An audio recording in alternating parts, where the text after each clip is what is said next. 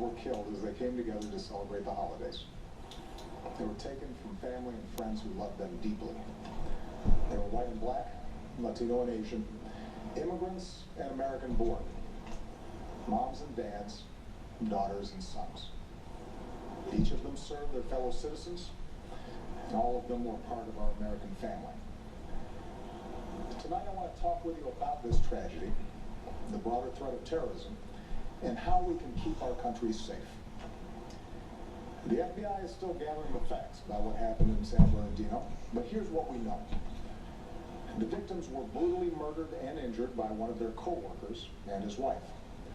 So far, we have no evidence that the killers were directed by a terrorist organization overseas, or that they were part of a broader conspiracy here at home. But it is clear that the two of them had gone down the dark path of radicalization, embracing a perverted interpretation of Islam that calls for war against America and the West. They had stockpiled assault weapons, ammunition, and pipe bombs. So this was an act of terrorism designed to kill innocent people. Our nation has been at war with terrorists since Al-Qaeda killed nearly 3,000 Americans on 9/11. In the process, we've hardened our defenses, from airports to financial centers to other critical infrastructure. Intelligence and law enforcement agencies have disrupted countless plots here and overseas and worked around the clock to keep us safe. Our military and counterterrorism professionals have relentlessly pursued terrorist networks overseas, disrupting safe havens in several different countries, killing Osama bin Laden, and decimating Al-Qaeda's leadership.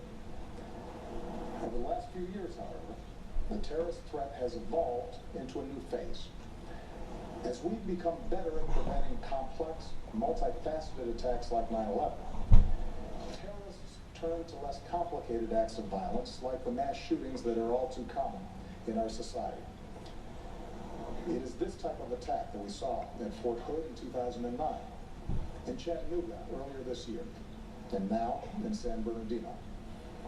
And as groups like ISIL grew stronger amidst the chaos of war in Iraq and then Syria, and as the internet erases the distance between countries, we see growing efforts by terrorists to poison the minds of people like the Boston Marathon bombers and the San Bernardino killers.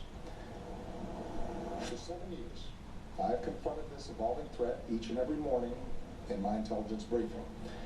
And since the day I took this office, I have authorized U.S. forces to take out terrorists abroad precisely because I know how real the danger is. As Commander-in-Chief, I have no greater responsibility than the security of the American people. As a father to 2 young daughters who are the most precious part of my life, I know that we see ourselves with friends and co-workers at a holiday party like the one in San Bernardino. I know we see our kids in the faces of the young people killed in Paris. And I know that after so much war, many Americans are asking whether we are confronted by a cancer that has no immediate cure. Well, here's what I want you to know. The threat from terrorism is real, but we will overcome it. We will destroy ISIL and any other organization that tries to harm us. Our success won't depend on tough talk, nor abandoning our values, nor giving in to fear.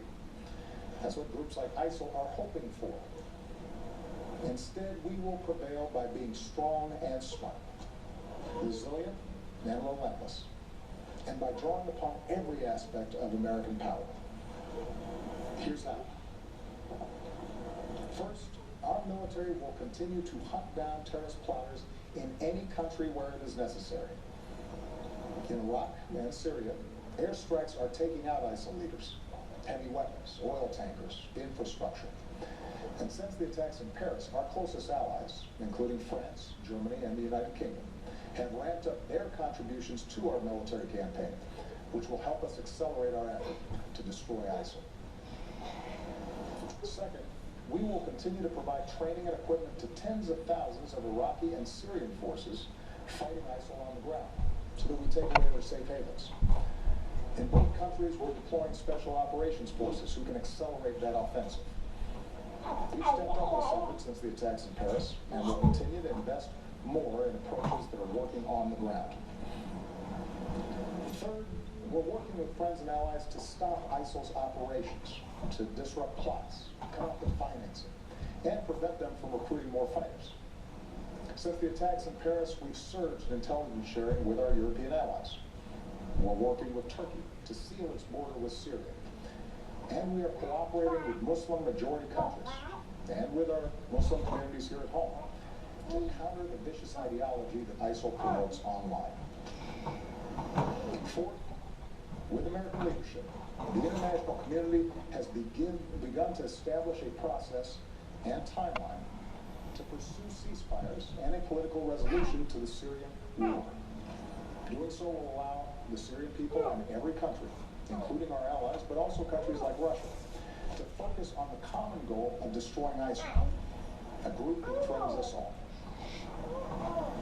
This is our strategy to destroy ISIL.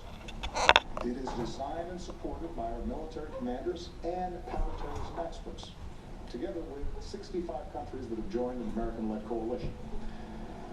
And we constantly examine our strategy to determine when additional steps are needed to get the job done. That's why I've ordered the Departments of State and Homeland Security to review the visa waiver program under which the female terrorist in San Bernardino originally came to this country. And that's why I will urge high-tech and law enforcement leaders to make it harder for terrorists to use technology to escape from justice. Now, here at home, we have to work together to address the challenge. There are several steps that Congress should take right away. To begin with, Congress should act to make sure no one on a no-fly list is able to buy a gun. What could possibly be the argument for allowing a terrorist suspect to buy a semi-automatic weapon? It is a matter of national security. We also need to make it harder for people to buy powerful assault weapons, like the ones that were used in San Bernardino.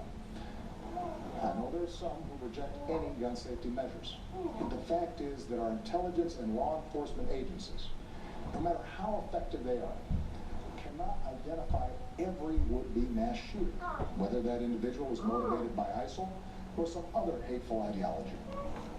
What we can and must do is make it harder for them to kill. Next, we should put in place stronger screening for those who come to America without a visa, so that we can take a hard look at whether they've traveled to war zones. And we're working with members of both parties in Congress to do exactly that. Finally, if Congress believes, as I do, that we are at war with ISIL, it should go ahead and vote to authorize the continued use of military force against these terrorists. For over a year, I have ordered our military to take thousands of airstrikes against ISIL targets. I think it's time for Congress to vote to demonstrate that the American people are united and committed to this fight. My fellow Americans, these are the steps that we can take together to defeat the terrorist threat. Let me now say a word about what we should not do. We should not be drawn once more into a long and costly ground war in Iraq or Syria. That's what groups like ISIL want. They know they can't defeat us on the battlefield. ISIL fighters were part of the insurgency that we faced in Iraq. But they also know that if we occupy foreign lands, they can maintain insurgencies for years, killing thousands of our troops, draining our resources, and using our presence to draw new recruits. The strategy that we are using now, airstrikes, special forces, and working with local forces who are fighting to regain control of their own country, that is how we'll achieve a more sustainable